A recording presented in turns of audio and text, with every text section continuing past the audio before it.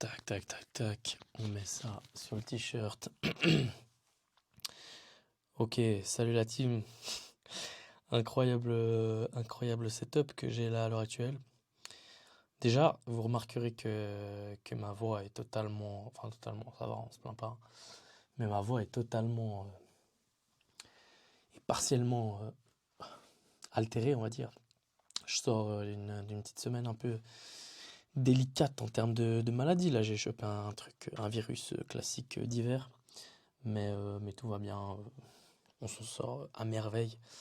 Euh, Totalement aberrant parce que je suis dans ma buanderie. Je suis dans ma buanderie parce que ma mère et ma sœur sont en train de dormir. Et les murs sont assez fins chez nous.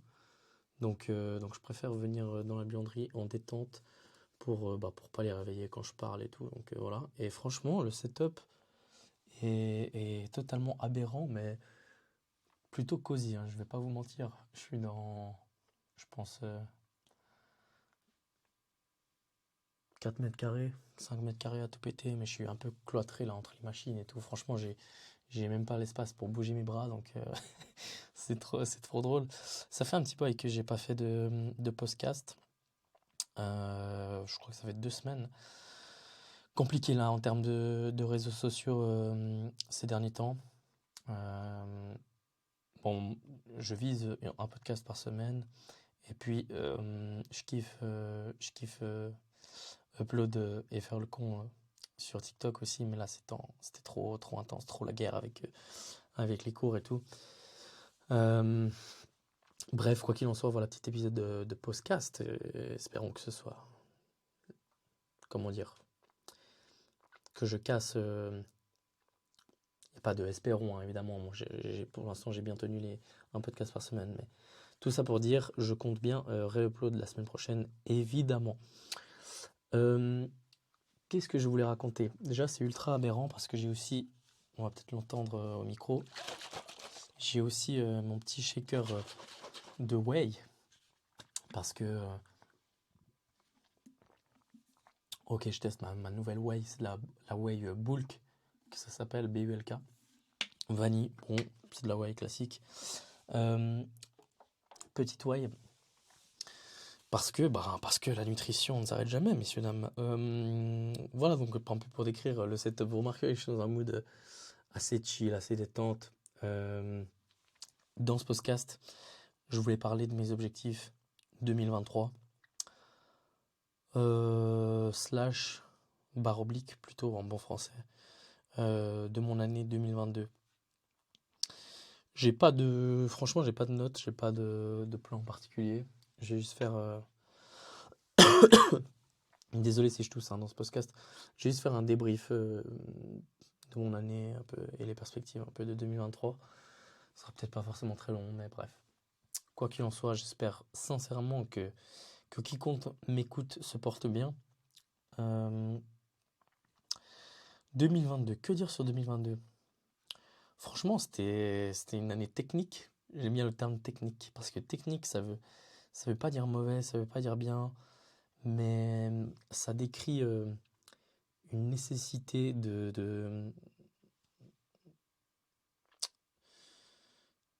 comment pourrais-je dire? Une nécessité de faire appel à des compétences et à des habiletés particulières dans un moment donné. Je suis trop fort en fait. Euh, mais c'est exactement ça en fait, année assez technique. Euh, Franchement, je suis trop fier de moi, mais je saurais pas dire pourquoi. Mais on en reviendra plus tard. J'ai mon téléphone dans la main. Technique, définition FR du Larousse, c'est ensemble de procédés et de moyens pratiques propres à une activité. 2. Savoir-faire, habileté de quelqu'un dans la pratique d'une activité. Ok, bah ouais, c'est exactement ça. C'était une année très technique. Donc, pour ceux qui ne savent pas, moi je suis en 2e année de bachelor en économie. Et ça se passe bien, franchement. Je crois pas que j'ai de remarques particulières à faire. Je dirais que les highlights de mon année 2022, c'était mon voyage en Finlande en février-mars. C'était franchement, c'était grave bien. C'était, c'était particulier parce que je pense que j'en ai pas mal grandi, mine de rien. J'en ai grandi sur le plan humain, je pense.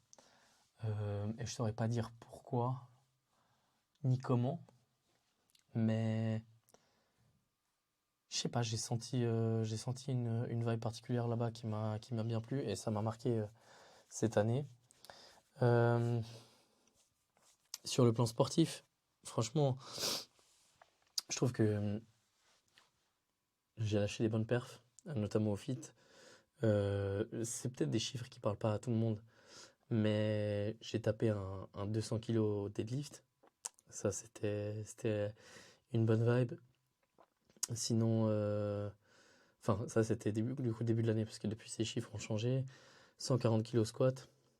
Non, ça, c'était 2021, pardon. Euh, Squat 150 kilos, et puis bench press 105 kilos. Et les 200 kilos deadlift et la bench press à 105, c'est pas rien dans le monde du lifting.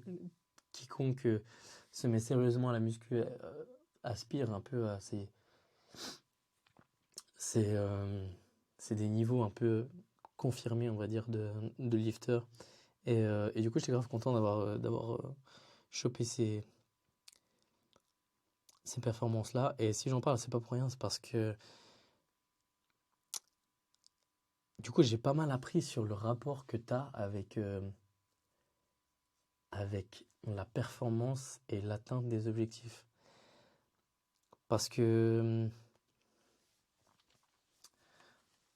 bah, en vrai, j'étais grave content, hein. Il y a aucun doute là-dessus.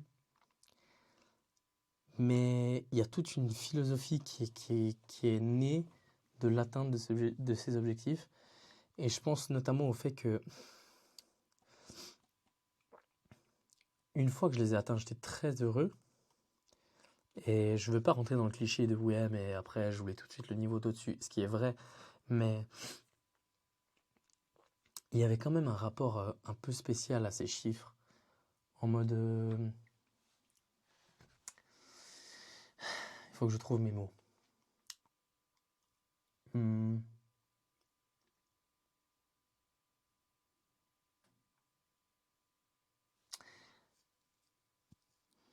En fait, il y avait un mix. En fait, en atteignant ces performances, je suis tombé dans l'ambivalence de l'atteinte de gros objectifs, de j'ai banalisé ce nouveau score, et d'un autre côté, j'en suis fier.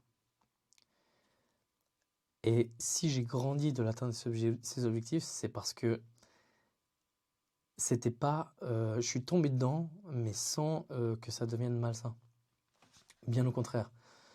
J'ai compris que l'humain est fait ainsi, c'est-à-dire t'attends quelque chose, tu veux tout de suite plus. Mais j'ai aussi compris que je me situe à ce niveau, j'ai fourni ce travail pour atteindre ces performances-là. Et il y a une phrase qui m'a marqué cette année, ça c'est une peuf, dédicace à mon pote Arthur, parce que je l'avais dit, je lui ai dit, ouais, moi j'ai l'impression qu'il n'y a aucun mérite dans ce que je fais parce que tout le monde pourrait le faire. Et il m'a dit, ben, c'est justement pour ça qu'il y a du mérite. C'est parce que tout le monde peut le faire, mais pas tout le monde le fait. Pour différentes raisons. Et peu importe ces raisons, ils ne le font pas. Donc, c'est pour ça que tu as du mérite. C'est parce que tu fais ce que n'importe qui pourrait faire, et eux, ils ne le font pas. Et c'est exactement ça, en fait. Du coup, dans l'atteinte de ces objectifs, je ne me suis pas perdu dans le côté oh là là, il faut dire que je passe à quelque chose d'au-dessus. Et je ne me suis pas perdu dans le putain, je suis trop fort. Enfin bref, en fait, j'ai vraiment compris, je pense, une nuance sur le concept du succès. Enfin, du succès, on s'entend, un succès en tout cas sportif et succès dans le cadre de ce que j'ai vécu. Et je dirais pas que c'est direct après CPR, donc CPR ça veut dire personal record, donc c'est le fait de soulever ton meilleur poids possible. je dirais pas que c'est direct après CPR, mais je dirais que c'est l'atteinte de CPR plus le travail qui a suivi, plus les nouveaux PR que je viens de faire récemment. Euh, du coup, ouais, ça c'était grave enrichissant et intéressant. Est-ce que j'ai autre chose à dire sur le fit en 2022? Bah, je dirais que c'était pas optimisé la manière dont je me suis entraîné. Ce qui m'a beaucoup aidé, c'est avoir des programmes. Des programmes qui se terminent dans le temps. C'est-à-dire, c'était des programmes de 8 à 16 semaines. Et donc, quand tu as un programme et que tout est écrit, et tu sais exactement ce que tu dois faire, à quel moment, à quel poids, en fait, il n'y a pas de place pour la réflexion. Et ça, c'est un mec il m'a marqué au fit. Un de mes potes qui s'appelle Julien, un pote de fit que je vois que au fit du coup. Je sais plus ce que je lui ai dit, mais il m'a demandé à quel poids de travail je squattais aujourd'hui. Enfin, c'était pas aujourd'hui, mais c'était quand on s'est croisé il y a quelques semaines. Et je lui ai dit, je sais plus, mais c'était un chiffre assez élevé quand même. Mais il m'a dit, ah putain, la machine et tout. Il m'a dit, ouais, tu fais comment? Et je lui ai dit, bah mec, je réfléchis pas, hein, parce que si je commence à me poser la question de comment je vais faire, ben je le fais plus. Et il a dit, ah en fait, t'exécutes sans réfléchir. Je lui ai dit, c'est exactement ça. Et c'était un peu pour la blague que je le dis, mais après j'ai réalisé que c'était de ouf vrai, tu vois. C'est genre, comme j'ai dit, quand t'as tout qui est écrit, t'as ton plan qui est défini, et même ça aide quand c'est pas toi qui as fait le plan, mais que c'est un programme bah, là qu'on a acheté avec mon pote, ben silence en fait, silence et travail. Et je dirais que c'est peut-être ça le plus dur, notamment dans mes études, parce que dans mes études, il n'y a pas de. On est un peu propre, on est un peu responsable de ses propres objectifs. Ça fonctionne pas avec des modules qu'on t'impose et tout. C'est toi qui choisis comment tu veux atteindre tes objectifs. Bah, c'est ça qui est dur. C'est l'autogestion et l'auto-initiative. C'est genre comment est-ce que tu t'organises pour que t'imposes des objectifs et de bleu de merde, tu vas aller les atteindre, tu vois. J'aime bien, euh, j'aime bien mettre de l'emphase avec des gros mots. Mais en gros, c'est ça. C'est faire ce qu'on te dit, c'est très facile. Mais faire ce qu'on ne dit pas de faire, c'est hyper dur. C'est hyper dur. Mais bref, quoi qu'il en soit, pour le fit, je suis assez content. Parce que du coup, j'ai suivi ces programmes à la lettre et j'ai eu des bons résultats. Et du coup, bah, je pourrais donner un exemple de ce qui a moins bien marché parce que j'avais moins quelque chose, un trait imposé à suivre. C'est c'est la diète. Parce que du coup, la diète, j'avais pas. C'était moi qui décidais. Donc c'était justement de l'auto-initiative et de l'autogestion. Et puis, ben, en fait, je pense que cette année, bon, après, je découvre aussi le concept de la diète, hein, donc c'est pas 100% une question d'auto-initiative et d'autogestion. Mais en gros, j'ai un calculateur où je calcule mes calories. Et le problème, c'est que je suis vite tombé par facilité, je suis tombé dans les calories faciles. Genre, bah, la malbouffe concrètement. Et je me disais, à juste titre, que tant que tu comptes et que tu atteins ton objectif calorique, ben c'est bon. Et c'est réel. Genre, c'est pas. Je pense que j'avais raison sur ce point-là. Là où j'ai manqué bah justement d'autogestion et aussi d'auto-initiative parce que j'ai pas assez réfléchi à ce niveau-là. C'était pas genre, c'était pas que j'étais pas, comment dire, c'était pas que j'étais assez discipliné, c'est juste que je me rendais pas compte que je faisais une erreur. Et du coup, je l'ai corrigé ces derniers mois. C'est qu'en gros, je mangeais mal et je voyais pas le problème. Sauf qu'en fait, bah, depuis quelques mois, j'ai réfléchi et je me suis remis en question. Donc maintenant, maximum 20% de mes calories sont des calories sales, on va dire. Et franchement, je me sens mieux, j'ai plus d'énergie et t'as moins l'impression d'être une merde, tout simplement, en fait. Excusez-moi. T'as moins l'impression d'être une merde.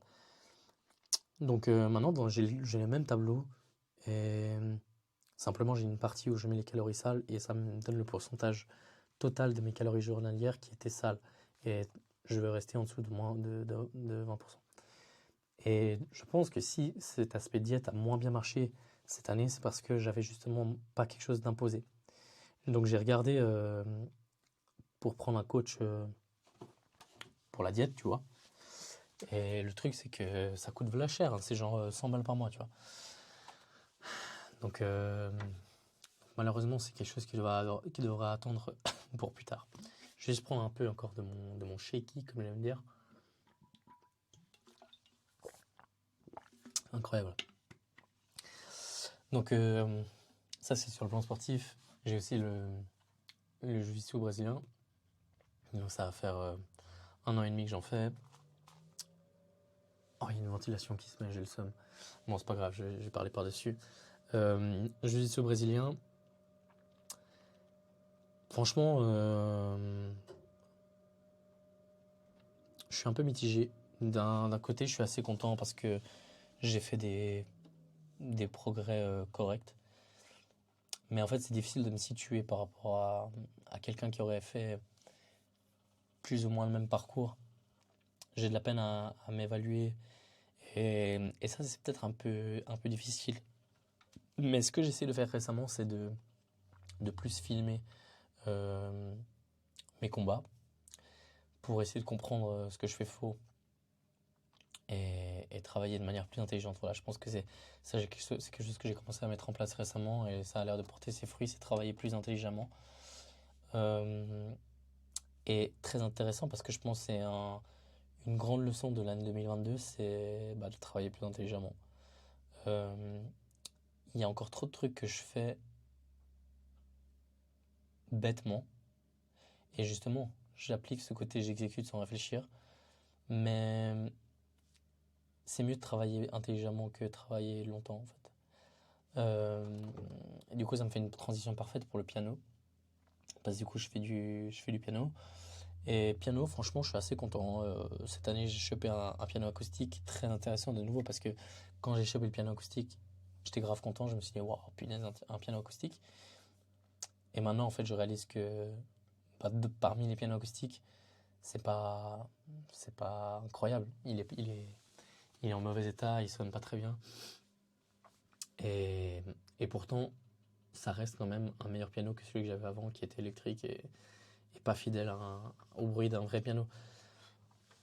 Donc de nouveau sur cet aspect de toujours vouloir plus, mais justement comme j'ai appris des objectifs de muscu et de performance, avoir une meilleure relation avec l'avidité, c'est une bonne manière de le résumer, une meilleure relation avec l'avidité, ben je le vis bien, franchement, je reste patient et je sais que plus tard je voudrais investir dans un meilleur piano, mais bref. Du coup pour le piano, ben assez content franchement. J'ai un peu le seum parce que je suis pas encore totalement désinhibé, je suis un peu encore timide sur auprès de qui je joue et comment je joue, mais gentiment ça se libère en fait, je comprends un peu plus le sens de la musique et de ce que je suis censé jouer. Et en fait, jouer du piano, je le vois trop comme une chanson que tu écoutes sur Spotify. Et dès que je joue pour quelqu'un, ben, j'ai l'impression que je dois sortir une performance comme un truc de Spotify. Sauf qu'en réalité, jouer pour quelqu'un, ça se ressemble plus à un podcast que je suis en train de faire maintenant. C'est tu parles et parfois tu vas bafouiller, parfois tu vas utiliser le mauvais mot, parfois tu vas dire des conneries, des bêtises, tu vois. Là, je dirais un gros mot, je préférerais pas, mais bref. Mais en fait, une performance de piano et jouer pour quelqu'un, c'est comme un podcast parce que tu dois devenir assez confortable avec ton habileté euh, communicative, que ce soit dans le langage pour un podcast ou dans la musique pour le piano, pour pouvoir retomber sur tes pattes comme un chat à chaque fois finalement. C'est-à-dire que même si maintenant je perds mes mots, je dis excusez-moi je perds mes mots et tout, on va changer de sujet, on va parler d'autre chose. Le piano c'est pareil, si tout d'un coup tu perds ta musique et tout, tu dois avoir la confiance dans tes habiletés et tu dois aussi les construire, hein, c'est normal, pour, ma foi, tu t'enlèves un morceau, tu reprends un accord qui est cohérent même si c'est pas écrit sur ta partition, ou même tu t'arrêtes complètement, enfin, c'est égal en fait, tu reprends là où toi tu te sentiras à l'aise pour continuer. Et, et ça, c'est ce que j'ai commencé un peu à comprendre au piano. Et je pense que c'est normal que ça prenne du temps à comprendre, mais je suis sur la bonne voie, donc je suis content. Et ce que je voulais dire par rapport à travailler intelligemment, c'est que Des fois, j'essaye, en fait, je travaille genre 15 minutes par jour. Et des fois, j'essaie de faire plus, mais très vite, je réalise que plus, c'est pas forcément plus. Parce que comme tu as du temps, ben, tu commences à faire n'importe quoi. En fait, tu dis, ah, c'est bon, bah, je prends un peu de temps pour faire cette partie-là, alors que si tu avais moins de temps, bah, tu te forcerais à faire juste ce qui est essentiel. Donc, je pense que en 2023, je vais essayer d'intentionnellement de mettre plus d'intention dans le fait de travailler intelligemment. Et je pense que c'est une vraie compétence qui s'apprend. Et je vais essayer de creuser là-dedans, soit pour faire des lectures, soit faire des formations sur comment, en fait, comment est-ce que tu es efficace finalement. Après, j'ai toujours été, on va pas dire passionné, tu vois, mais j'ai toujours fait attention un peu à être efficace, efficient plutôt, dans ce que je fais. Mais justement, je pense que je ne me rends pas compte à quel point est-ce que je peux encore optimiser cet aspect efficacité. Plan sportif, musique, jiu-jitsu. Euh, les études, je ressens pas forcément le besoin d'en parler. Plan personnel, franchement, il y a une partie un peu, comment dire, familiale que j'ai réussi un peu à régler cette année. Et ça, je suis aussi grave content, assez fier. Euh, je pense que c'est un travail continu et mon but, c'est pas,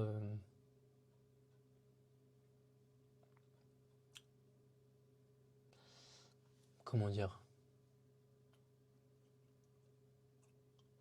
je pense que ce qui compte, c'est comme j'aime toujours dire, c'est d'avoir de la nuance. La nuance, c'est ce qui apporte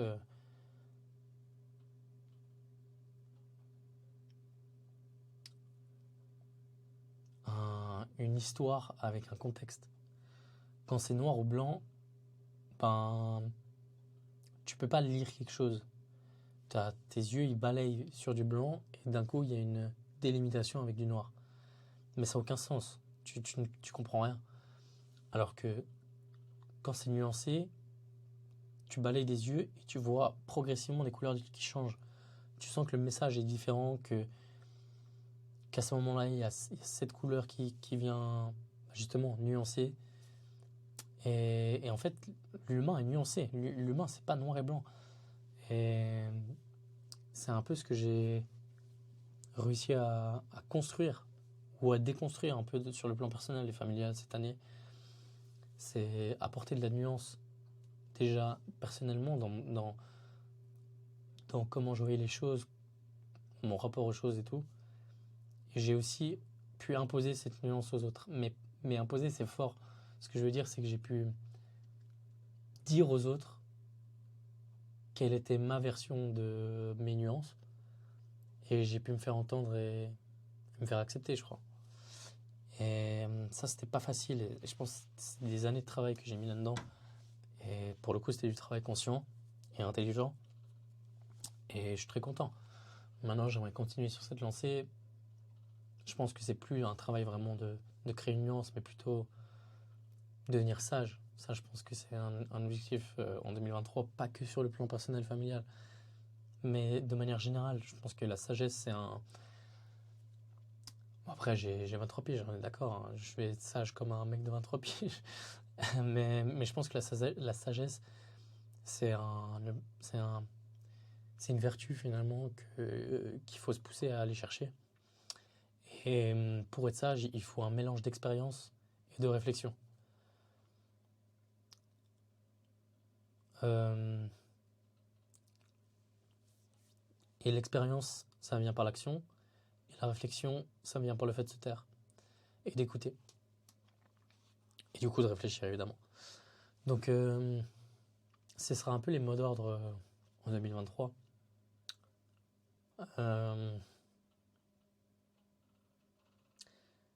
ouais, ça c'était un peu ma petite réflexion sur 2022 et sur ce que j'ai fait. Je réfléchis s'il y a autre chose que j'aimerais mentionner. Euh,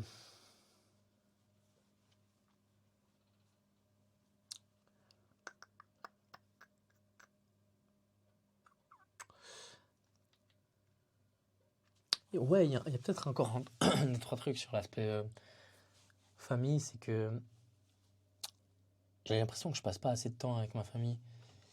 Et après, bah, j'ai beaucoup d'objectifs. Et je suis obligé de. Je suis obligé. Je prends du plaisir à poursuivre ces objectifs, mais c'est forcément des sacrifices. Et souvent, je sacrifie du coup du temps avec ma famille. Et ça m'embête. Et là, j'ai pas vraiment de réponse. Je sais jamais si je vais regretter, si c'est normal. Et ça, je dirais, j'ai de la peine un peu à vivre avec ça. Et j'espère qu'en 2023, j'arriverai à ajouter justement de la nuance, que ce soit dans mes actions ou dans mes réflexions, euh, pour pouvoir être plus en paix avec bah, les sacrifices que je fais vis-à-vis de ma famille. Mais pas que les sacrifices, parce que des fois, je sacrifie pas, mais c'est juste, je pense pas à appeler ou à écrire.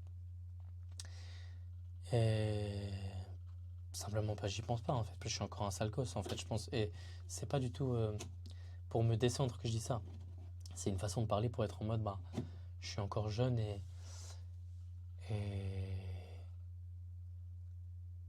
je suis une pile électrique.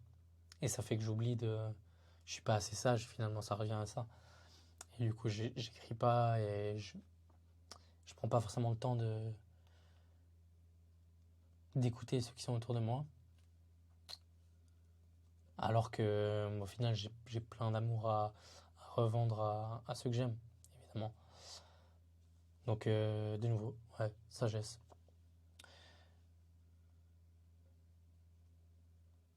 Sinon, dernière chose, je pense, pour 2023, 2022, cette année, j'étais assez content sur mon taux de sortie finalement. J'ai réalisé que j'ai plus trop envie de perdre mon temps à sortir. Donc sortir en soirée évidemment. Euh,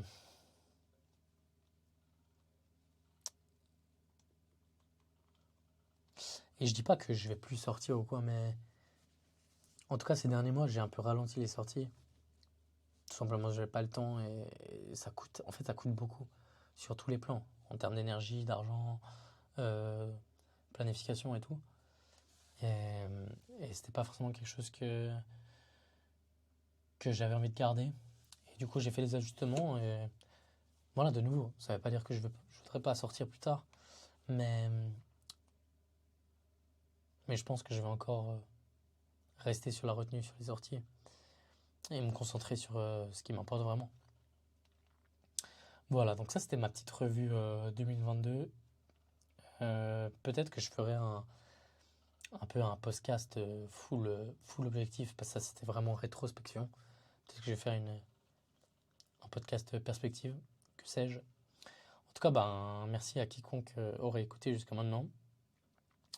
Euh, Moi, je vous fais évidemment des énormes becs. Bonne fête à vous. Et puis, bah, moi, je vous dis à une prochaine pour un nouveau podcast. Allez, ciao, ciao, ciao.